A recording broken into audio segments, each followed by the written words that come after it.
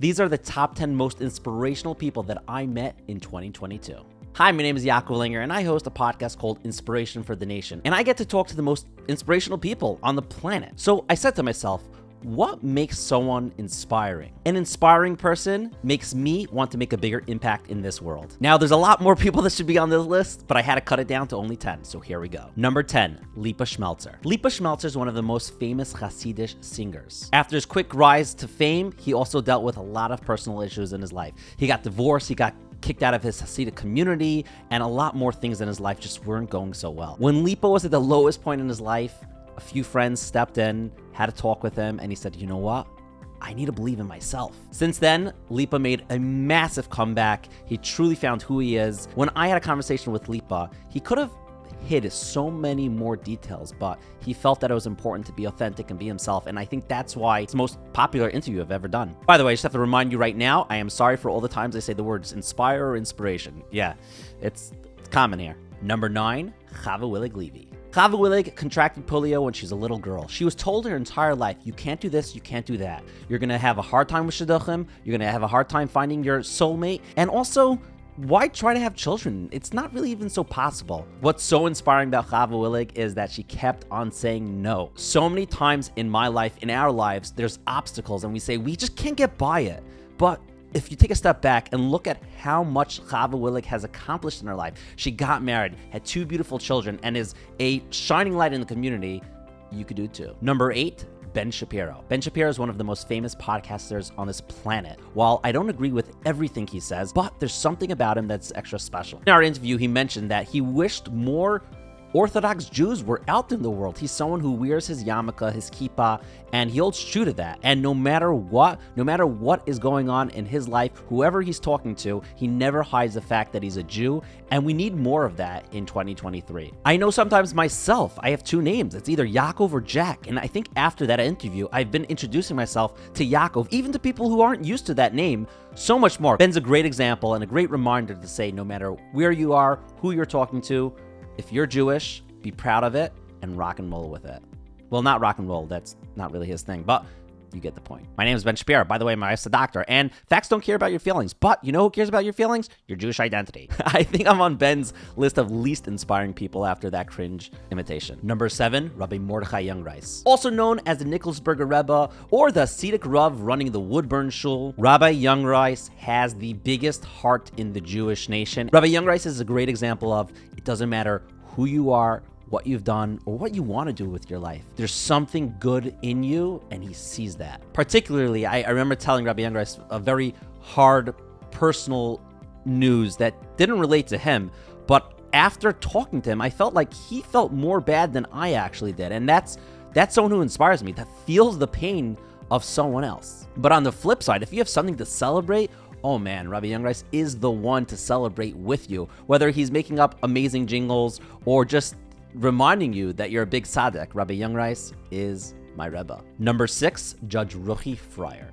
Now, my conversation with Judge Ruchie Freier actually showed me that she's an incredible person. She went to law school after having many children, and in the Hasidic community, it's very, very uncommon for that to happen. She started her own organization, and she's a real powerhouse in the Jewish community. But the most inspiring thing that hit me when I met her was that she said the most important thing in her life is the fact that she's a mother. Now, I look back at myself, and I think so often in my life, I'm always like, yeah, I'm doing this, I'm doing that, but I'm a father, I'm a husband, I'm a child. It's so nice to see people making really big changes in the world say, wait, my family comes before the rest of the world. If there's someone who should have made this list that didn't yet, go ahead and add them in the comments. Number 5, Jake Turx. There's a lot to say about Jake Turx. He's extremely unique, he's creative, he's fun, he's funny, but most importantly, he's sincere. There's not many Hasidic people in the White House as a news reporter. I think he's actually the only one in history to do that. But he actually changed my life when I asked him who's one person in history he'd want to spend time with. I've gotten hundreds of answers on this question, and he had the most beautiful answer. He said, if there's one person I could spend an hour with, it'd be my child that sadly passed away only a few hours after he was born. I would sit with him for an hour and just hold his hand. I think it'd be easy if you meet often the most powerful people in the world. You tend to lose the importance of the little people. And anyone who knows Jake knows that doesn't matter who you are. If you're a person, you're important. Also, side point, he's very fun. I have a lot of fun with him. I enjoy my conversations with him. We went on a few trips together.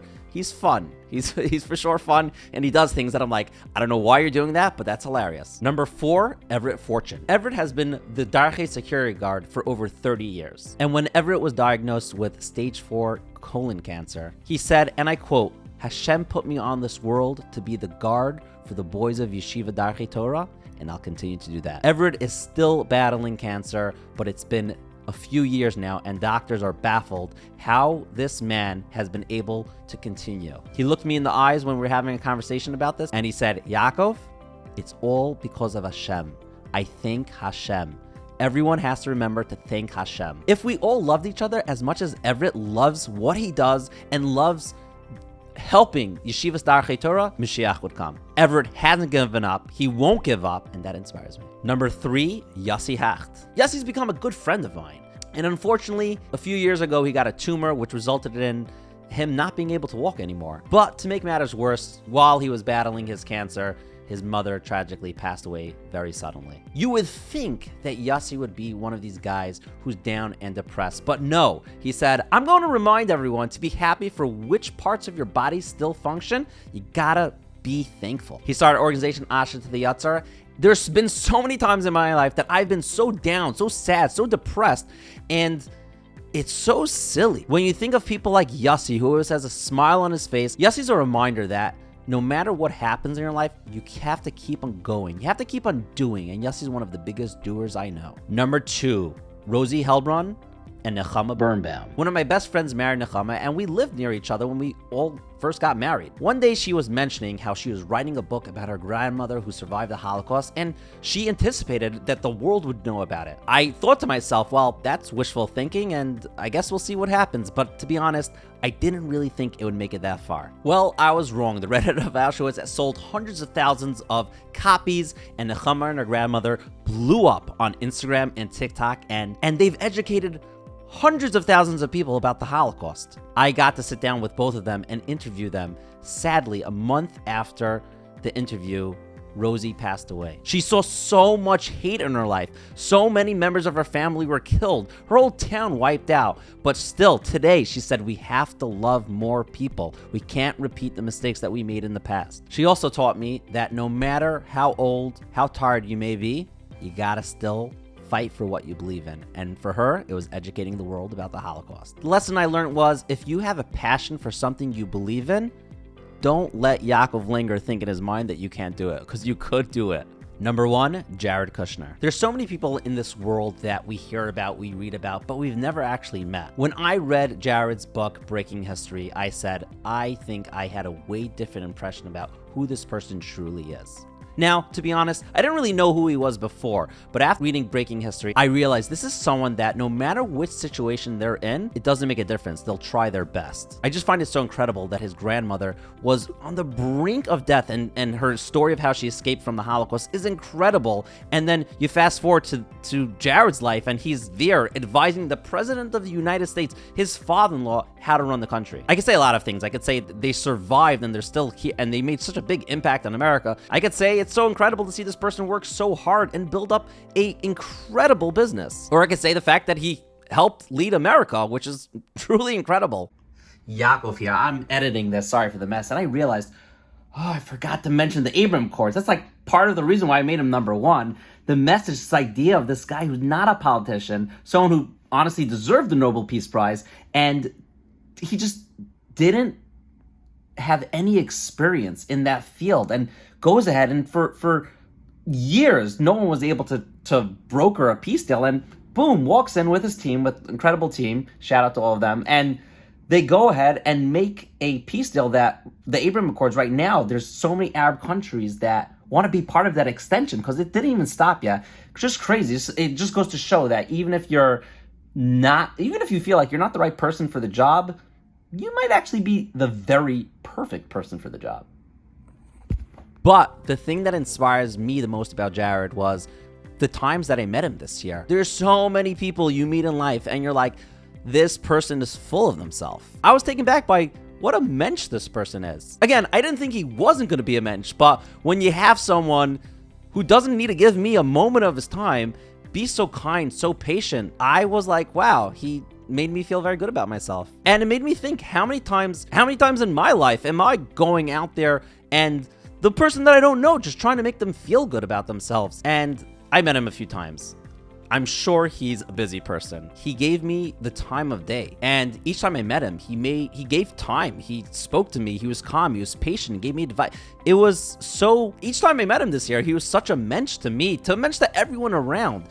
And it reminded me that no matter who you meet in life, whether they seemingly are the most important person or the least important person, they are an important person. And he reminded me to work on myself. There's definitely been times this year and in my life that I did not give the person I'm talking to the proper respect that they deserve.